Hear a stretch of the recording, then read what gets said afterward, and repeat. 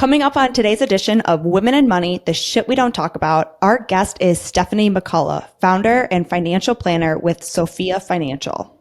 She is terrific and a true advocate for women becoming what we say at Purse Strings is financially fearless. Yes, and Stephanie is one of our esteemed Purse Strings approved professionals, long time in the community, and we're so excited to have her on today. Yeah, and Stephanie focuses on women 45 plus who are facing a financial future on their own and looking for a true financial partner to help make great money decisions. In this episode, Steph will be sharing stories that led to big ahas that were key to making wise financial decisions. So let's dive in.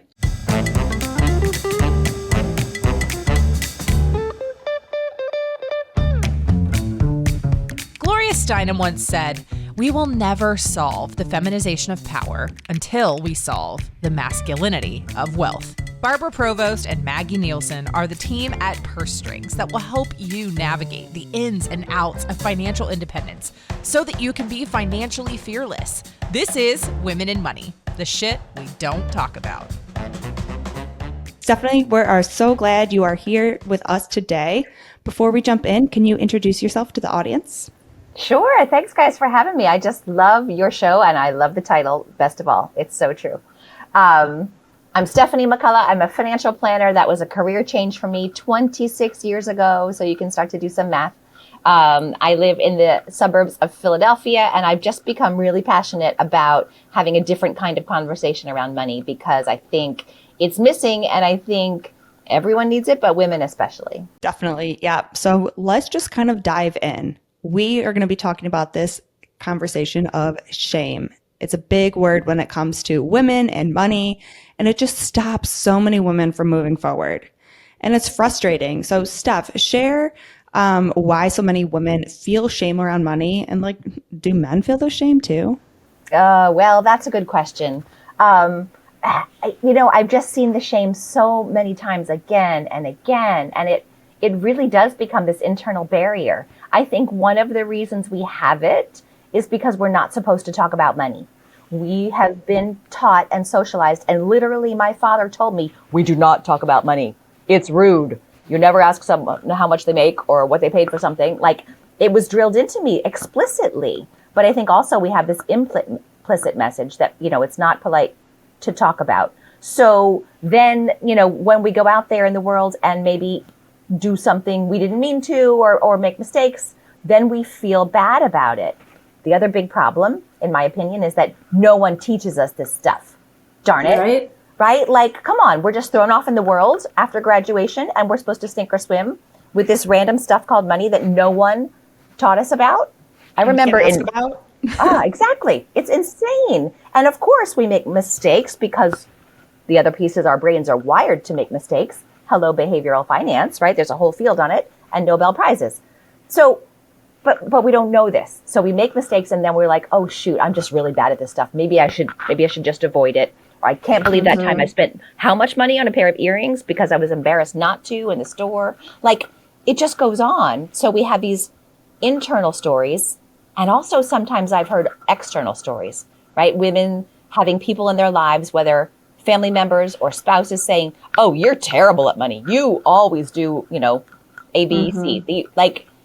Sometimes it's explicitly reinforced, which of course doesn't help. Yeah, it's so disappointing. I mean, we see it every single day where women, that's why we named our podcast what we named it, because women are afraid just to have the conversation. I think, Stephanie, we find that's almost the biggest nut that's hard to crack. Yeah. I mean, if we say if we're not talking about money, we're not learning about money. Yes. But if we can't open the dialogue and have the conversation, we can't move forward. And there's so much shame. And I would also say it comes from so many places, directed towards us from marketing, from messaging, from products, from culture that we're grown up in, from religion, from our families, from our schooling. I mean, it comes at us in so many directions. You can see why so many people are afraid to open that conversation, so many women especially. And, the question is, do men feel shame? I mean, I see it so much more with women, and I think the messaging towards women is more shameful. What would you say? I don't know, because, I haven't worked with that many men. I think on the whole, and this is terrible to have giant generalizations, but I've seen some of this, and I feel like I've read some of this too, that, men kind of tend to maybe put the blame externally on circumstances or situations, whereas the women take the blame internally on themselves. Oh, I'm a bad person because I overdrew my account last week, as opposed to, oh, I can't believe they didn't pay me on time. That might be a piece of it. It doesn't surprise me, as I can think of 1,000 examples not having to do with money where it's like, no, I'll blame that on myself, even though it was an external factor. As a woman, I'll just take that on and put that on myself. So that doesn't surprise me in the slightest. Yeah, one of my favorite quotes by Brene Brown, and of course she has a zillion, but she's a shame researcher. She says, shame thrives in the dark and can't survive being shared. So I think, you're, again, to the topic of your podcast, right? Like, if we can share it, if we can start to talk about it, then we can realize that we're not alone. So I've held a few different workshops in friends' homes. We just kind of had this idea, like, let's get some women together and talk about things. So we called it the top 5 personal finance topics women avoid but shouldn't. And, they just invited a bunch of friends. It was not a lecture, right? It was just kind of a facilitated conversation, and I would throw a topic out there, and the women would share their issues and worries and concerns and learnings from their lives. And nearly every single person, I've done this like 5 or 6 times, nearly every single person says, oh my gosh, I feel so relieved, but also kind of so surprised that everyone else doesn't have it together either. They didn't know that we're all feeling the same things. Exactly. I know. So, and women, we share with other women, and we need to do that more often. And we have so many great financial professionals here at Purse Strings, like you, that women can come in and start having these conversations with, so that they can move forward, because the number one regret of women is they didn't get started, or they didn't get started soon enough. And they regret that they lost a lot of time. Ooh. So early in my financial planner career, I was a little baby financial advisor, and I was helping out with the retirement plan at a hospital. So I would do the group meetings, and then I would meet with employees one-on-one. And one day, this woman named, we'll call her Anne, was scheduled to come see me next. I could see on my little sheet, right? So, and I could see she'd never signed up for the plan, and she was 62 years old. So she comes in, and I ask her some questions, and she's 62. She works in housekeeping. She has worked for the hospital for over 20 years. She's, starting to have some health issues, and she's got a physical job, but she doesn't have any other sources of income. So, we walk through the forms. She signs up and fills out the little paper back in the day when we filled out paper. And at the end, when we stand up to leave, she wraps me in the biggest hug. And when I love a hug, but I was a little bit surprised, right? So when she pulled away, there were tears in her eyes. She said, I was so scared to come see you today. Aww. So fear and probably shame that she hadn't been doing it had stopped her from signing up for this plan for over 20 years. And we know, even if you put in a tiny little percent every pay, she would have had a nice nest egg. The good news is she got started. She did. Yeah. Yeah. Yeah, that one really got me. It's tough. It's tough, and it's like, man, I wish I could have came and talked to you, 20 years ago. And that's why we really say, the most important thing is just to get started. Those little steps make such a big impact. I'm not saying you need to go research all your investments and dive into the data and get out charts. Like, none of that is necessary. Just like match that 401k, make sure it's invested, and just start there. Just get started. Yeah. And, Steph, you had said that you felt the industry itself reinforces the feelings and struggles are our fault. So can you share a bit about how you see that happening in the industry? Oh, I have seen it. And of course, there are lots of wonderful, financial advisor, financial professionals out there. And there are some who are kind of stuck in maybe the old days. I have a client who's a widow, and she had been a widow for like 10 years when she came to me. She had gone through 3 different financial advisory firms she worked with. Every one of them made her feel guilty about spending her money. She said, oh, when I would call up and ask for money, I was like, I'm sorry, wait. It was your money. What do you mean ask for money? Oh, she felt like she had to ask them permission. And on top of it, she has an adult daughter with special needs.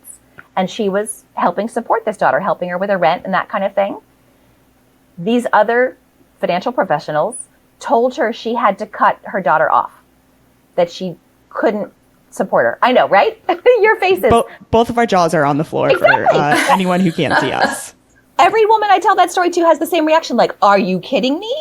So when I asked her, well, tell me about your daughter. What are her struggles? She says, no one's ever asked me that before. So, wild questions you're asking, Stephanie. I mean, come on, right? So I do hear these stories. I think there's, it's still, sadly, it's out there.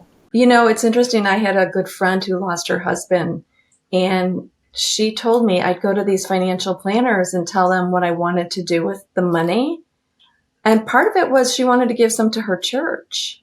And they kept telling her, they kept telling me, no, I shouldn't be doing anything like that. And I just felt like they just wanted my money. They didn't want me, giving it to anybody else. And I felt like they weren't really listening to what I wanted. They were only really thinking about what they wanted. Yeah, I've definitely heard stories like that too. And there's debate, it's very inside baseball about different ways that advisors get paid and compensated and how they're regulated. But in the end, there are good people and less than good people in all the different structures. You want to find someone who is going to ask you more questions than you ask them, is going to listen to you, respect you, treat you with dignity, not talk over you, not talk down to you. And if you don't have someone like that right now, go shop around. There are other options. I've talked to plenty of women too who thought they were stuck. They didn't realize, especially those who have inherited money and they inherit a financial advisor along with, they don't know that they can leave. You can leave. Yeah, you can leave and, talk to your new professional about like how you go about leaving and how to, help you with that process. They can help you with that for sure. But Stephanie, from your example, it's so interesting, as we always say, women always do financial planning of making sure, the family's covered, their loved ones are covered, everyone's covered, where men are more focused on the ROI and what's the return. And that's, clear as day in that example of like, she's not trying to maximize every dollar. She's literally trying to make sure her daughter's okay. Yeah. And it's not like these financial advisors were like, no, really, you have no money to give. What you have here, you need a little bit more, and that's the only way you're going to retire. Like, that was not the situation. Nope. And so it's just interesting, you think they're giving good advice of like, no, I'm trying to just keep you financially stable, which is one thing, we don't want to overspend. But, that doesn't seem like the situation here. It's more of like, yeah, let's just all keep that in my pocket and let me get that investing so I can get paid more. And anyone who's telling you what you should do as opposed to asking you questions and being curious about it, right? I mean, one of my favorite scenes in Ted Lasso is the dart competition.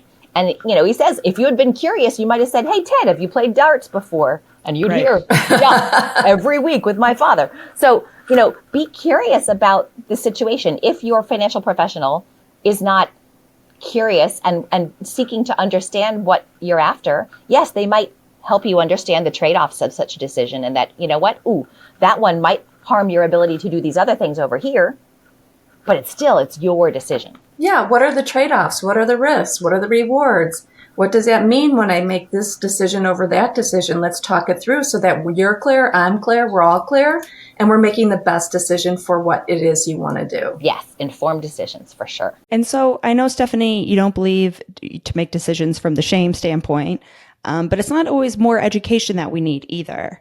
Because we could be steeped in analysis paralysis, which I also argue is where we get caught up a lot. So where do we make these decisions from? Oh, this is another big one, right? I find these women who like, they say I should know this stuff. And again, I point to the fact that no one teaches us, but also the most important knowledge in order to make wise decisions with your money is actually internal self-knowledge. It's not external stuff. You can Google what a Roth IRA is and what the rules are, and even what a small cap stock is. Like, who cares? What you need to know is, first of all, your own personal values. because money's just a tool, right? Money is this thing. We trade our time and talents and energy for this stuff.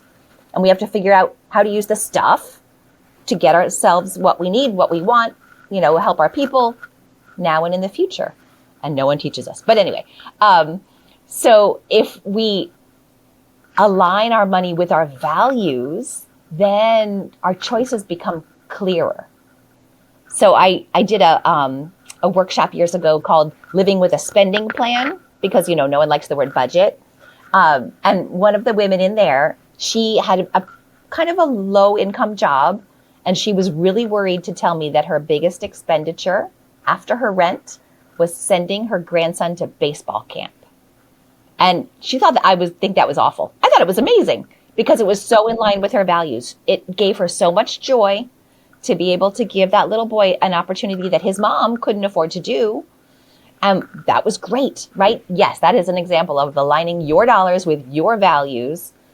So first of all, you got to get clear, what are my values? What am I trying to build? What kind of life do I want for myself and my folks, my people? That should be step 0 in any financial decision. Yeah. I wonder how many times people really think about that in terms of their values and their money. Maggie talks a lot about that because she's I find her very conscientious about what she's choosing to spend her money on. And, women, like, for instance, I don't go to Chick-fil-A. All right. I'm not that much of a fast food junkie, but I definitely would not go to Chick-fil-A because of their beliefs. Same with Hobby Lobby and things like that. So my values are that I spend my money on places where I feel are of value and they align with my beliefs, versus some place that doesn't. Mm-hmm. So it's a matter of, where you eat or the clothes you buy, like fast fashion, where is that being made, things like that. So it's around really thinking through, your behaviors show your values. And also, brands, yes, I agree. But also, what categories of things am I going to spend my money on? I had a client once who had a really fancy Porsche SUV, and that was a big expense line for her. But when we talked it through, she also had an 1.5-hour commute each way to her job, and she wanted to be comfortable and feel like that was, brought her some pleasure in her day. I'm like, oh, okay, that makes sense. And I never tell people that they're wrong, but I might ask, what's the origin of it, right? Yeah. Some people might be spending a lot on rent to live in a snazzy area when really they'd rather spend more on vacation and travel. So, can you downsize your living expense so that you can spend more on travel or going to concerts or whatever your thing is, right? Even within your categories of your budget, where can you tweak to be more in alignment? Definitely, yeah, agree with all of this. And so much I see, online, on social media, is there's so much that you can just buy all the time from, Amazon, but also, all these other websites. And to me, like, I would rather just buy a trip than like buy on stuff, which is hard because, you do have to save up for a trip. It is like a 2-week thing where a nice little Amazon package every day is like a little, woo, every day you get it. But it's also, dopamine hit. yeah, it's like the small dopamine hit. But, I'm like, no, is this really what's going to make me happy? Or adding that money to a travel fund, is that going to make me happier? And, as someone who likes to move and doesn't want stuff, I would rather travel, and put my money there. But you can see how, some people are like, I love to live my house. I love, holiday decor and making it festive. And, that's where I like to put my money, which is like totally fine. Never something I would do.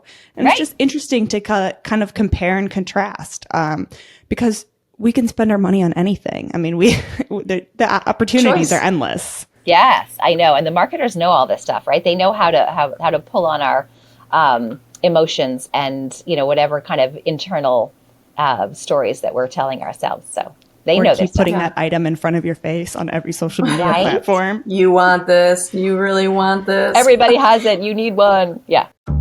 Purse Strings offers an available for hire network of vetted professionals who specialize in serving women. When you have a life event that has suddenly made money a priority, you can now move forward with a whole new confidence that you're getting advice and services from savvy professionals who are uniquely equipped to serve your needs. Go to pursestrings.co and use our directory of handpicked financial professionals when you're ready to plan for retirement, navigate divorce, buy your next home, fire up your new business, and more. Go to pursestrings.co or check the link in the show notes. Now you can be financially fearless. Okay, so let's move on to talk about beliefs and attitudes about money. Yeah, this one is so interesting because I think, money is not neutral. Mm-hmm. We've got, we attach value to it as a society, and we pick up lots of kind of beliefs from our childhood, from our families, from our cultures, even as simple as money is the root of all evil. And, maybe we don't necessarily think about that on an intellectual level, but it might be really deeply ingrained, right? Oh gosh, wealthy people are greedy and they must have done something unethical to get wealthy. Therefore, if I focus on growing my wealth, that means I'm greedy and unethical. So I don't want to do that. And that might not be conscious, right?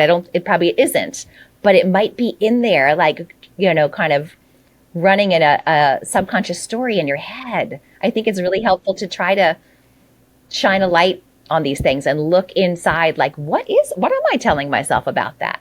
Yeah, interesting. I saw this little video that said, I talked to people before they died, and these were their biggest regrets. And so many of them were like, why did I work so hard? Or why didn't I travel more? Or why didn't I spend more time with my kids? And I think so much of that, the foundation is money, right? That we're working so hard to get the dollar and have enough in our accounts that we're not really enjoying it. And really, when you die and all your money's, been socked away because you worked so hard for it, how much have you really lived?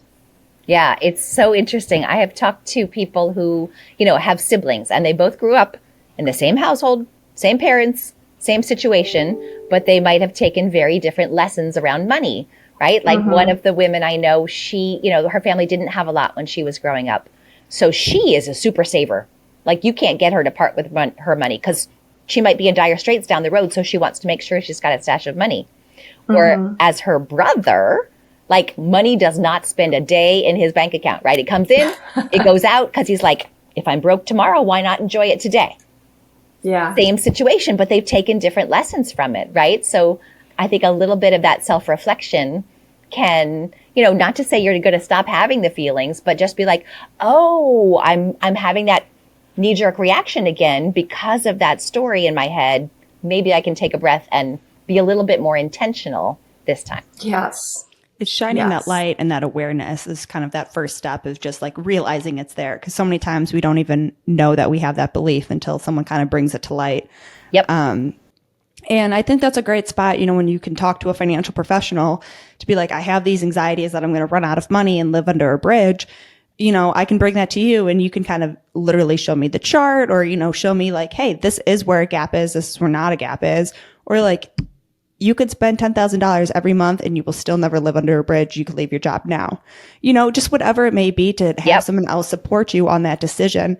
Because sometimes when you look at retirement and predicting, what your Medicare costs might be, of no idea what's going to happen to you, it's hard. It's overwhelming. And so you might think, well, I just should keep stashing, where someone with your expertise would be like, let's look and actually see what you need here. Because there's kind of, you can always keep growing, but there's kind of a max that you need to stay sustainable.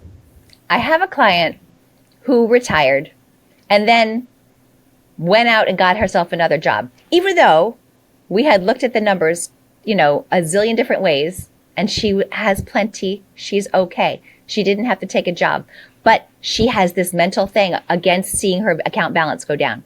She's okay if the market bounces around, but if she takes a withdrawal, she's like, no, I'm supposed to be building up.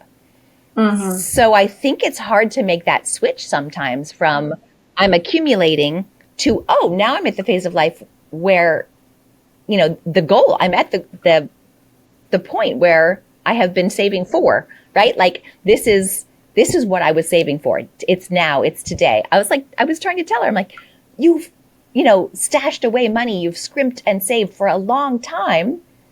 And to her, that means, yeah, I don't want to see it go away. I'm like, yeah, but why? What was it for? It was for now. So yeah, she's under strict orders. She finally quit her job because the job she took was not good and the boss was a jerk. So she's quit it and she's under strict orders. If she gets that inclination to take another job, we need to have a conversation. Yeah, about why, what does that job bring you? And maybe not, it's not money sometimes. Maybe it's socialization or learning a new skill or being in a atmosphere that she loves to be. Like maybe she works at a clothing shop and she loves clothes. I mean, there's lots of different reasons, but it is a mind switch, right? When you've accumulated for years and years and years and years and years, and finally you reach your goal and someone says, now start taking some of that. Yeah. Whew. Yeah. Right? You were so proud of that balance going up. And now if you have to make it go down, it's a little difficult. Yeah, which leads us to talk about patterns of behaviors, right? So the pattern and behavior there was save, save, save, save for your retirement. Now it's switched a little bit. Well, what are other kind of patterns and behaviors that we should be conscientious of or pay attention to? Yeah, I think this is, again, kind of the self-knowledge. Like, what areas do you tend to splurge in? Like for me, it's books. I will not stop myself from buying a book. No matter what, I go to a conference. I'm like, I'm not coming home with any books, and I'll come home with 7 books because, like I can't help it. Have I read them all? Probably not. But that's one of my things. So, noticing what areas are, kind of a big temptation. I had a client once who, she was in a different phase of life. She was in that era when all her friends were getting married. And she couldn't bring herself to say that she wasn't going to go to the weddings and the showers and the, bachelorette parties. And they were all destinations and they all needed new clothes and gifts and travel. And she got herself deep into debt. It was a problem. So that was a pattern. Something new came up. She said yes, as opposed to kind of, and there was probably some beliefs going on there too, whether it was fear of missing out or, they won't like me anymore if I don't go to their wedding or if I don't go to all the events. So, I think, again, just a little self-reflection can bring us to being more intentional. My friend is going through the same thing right now. She has like 5 weddings and she's in all their bachelor showers and they're all destination. The wedding's kind of a destination. It's not like they're all in the neighborhood where you don't need to buy a flight. And she's like, I don't know what to do because you want to be a good friend. Yeah, of course, you do have that FOMO. And she's like, but I also I kind of wanted to take myself to Germany, do I put all my friends' weddings and their kind of love before like my wanting to travel? I want to travel, but not always to your bachelor party, And so it's just kind of this give and take. And, there's no good answer for that. It's hard, talking to her because it's like, yeah, you do want to go to everything, but I mean, there's also a point where she can only take so much time off work, so it's a give and take at all these different areas. It is. So why don't we open this conversation about money with our own friends? Yeah. And just have that conversation. Well, and it's hard too, right? Because sometimes that can come off as judgmental, right? Like, I can't believe you're spending money on sending your grandson to baseball camp as opposed to, so I think what I usually advocate and what I advocated this morning on my Rabbit video was, finding at least one money buddy, someone you can be super open with, someone who's not going to judge you, that you can bring your issues. Oh my gosh, I've got this huge dilemma. I've invited to 17 weddings and I can't afford to go to them all. How do I think it through? Someone who's not going to bring their, judgments on top of you, because that's the fear, right? That's often why we don't share and talk about money. But if you can find one person so that you're not spinning in your own head, and you can help talk it through. And sometimes you're finding your own answers, but having that other person to bounce things off of can help you move forward. I also just want to touch quickly on kind of the flip side of the shame there, which I feel like some people, like if your money buddy, let's say makes less than you. And so your money buddy is like, I can't believe they make so much and they can pay for all this stuff and they can go to all these weddings, because then it's like the other person, I've seen a lot of articles where they feel shame having that money or they shame that they're, closer to retirement. And so it's like, you have to stay in this level where you're keeping up with the Joneses, but you can't make too much because then also people are going to kind of shit on you. And so it's this, which kind of sucks, but it's like this middle in between. I just read this article where this guy was like, I'm 35 and I'm already retired. And so when everyone asks me, what do I do? Sometimes it's easier to say I'm unemployed and kind of play that pity party than just to be like, I'm already retired. Cause then it's like, get off your high horse, but it's like, no, you've earned it. You worked hard, like whatever it may be. And so I feel like there's a point where we have to stop judging people for being successful as well. Yes, right. A lot of women have that worry that they will be seen a certain way if they, come off as having a lot of money. The thing is, like, you can't compare your insides to everyone else's outsides. Like, you don't know their bank balance, their investment account balance, their credit card balance. You just see how they appear in the world and what kind of brands they're wearing and, where they're traveling and what they're posting on social media. You have no idea if they're about to declare bankruptcy, right? Or if they had a lot of help from their parents, which is fine. So it is really hard because it's a taboo subject. We then make assumptions and we think, oh, everyone my age is obviously doing better than me because look what they're posting. It's not always true. Yeah, I don't know. I think these beliefs about money, really our patterns and our values are just so important to really look at and kind of, again, just start that awareness about, and either have that money buddy like you recommended or talk to a professional, just to bring some light and kind of, work through these emotions. And I think, again, to the shame point, right? Like, that's just such an issue. I talked to a woman 2 weeks ago, and she's admitted right up front that she's terrified of money. Those were her words. And then a few minutes later, she said that she finds it humiliating to be terrified of money. So she's got terror topped by humiliation. Like, how can you do anything but be paralyzed in that situation? We're not going to feel abundant that way. No. So, it was brave of her to reach out and have a first conversation. And I think you can find people if you're feeling some version of those emotions around money. I mean, Purse Strings is such a great resource too, to join the groups and listen to the calls and the advice on there to realize you're not alone, because that's a big help. And then also start to just take, like you said, Maggie, little baby steps.